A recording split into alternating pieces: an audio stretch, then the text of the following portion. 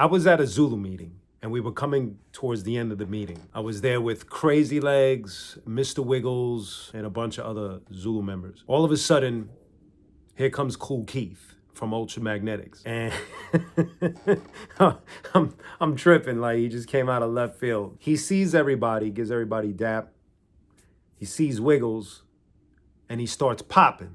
And I'm tripping. I'm like looking at Keith like boogieing, but like doing it like really good. And Wiggles pulls me aside and he goes, yo, Keith is nice with it. So I'm just watching Keith trip out. He's like showing Wiggles these moves and stuff. Then one of the dudes that Keith came to the cypher with, he starts bragging about how he just cut his new single at the studio and that how he was gonna go at Compton and how he's gonna destroy them all. We didn't even know who he was. We were just tripping like, who is this dude? And obviously he's with Keith, so he knows people.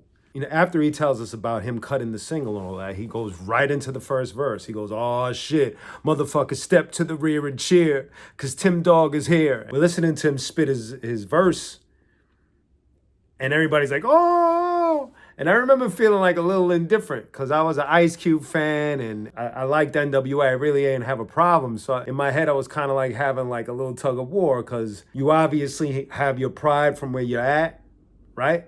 Where you live at. But then at the same time, as a fan, I didn't see the point in dissing a group that everybody pretty much liked. So it was weird to me. But overall, it was just trippy to be there. This is like before anybody knew this song had dropped. Here we are at the Zulu meeting. In walks this dude. We don't know who he is. Doesn't really say his name. And as soon as he spits his verse, boom. We're all looking at Tim Dog right before this whole Compton single drops. It was just a weird thing to witness. That song blew up all over New York City. You could go to any club. They would, as soon as they put that on, you would see the entire crowd just losing it, like just fuck Compton, fuck Compton. It was wild, man. As it was beginning to blow up, I got to actually see Tim with Ultramagnetics on stage. They'd give him his segment. He'd come on. He'd do the Fuck Compton song and a couple of his tracks. I remember one time he was performing and he would always perform with sunglasses on. He was like getting into his mode and just like, you know, going at it Godzilla style. And he didn't see the edge of the stage and he was like, fuck comp. And he just fell into the crowd.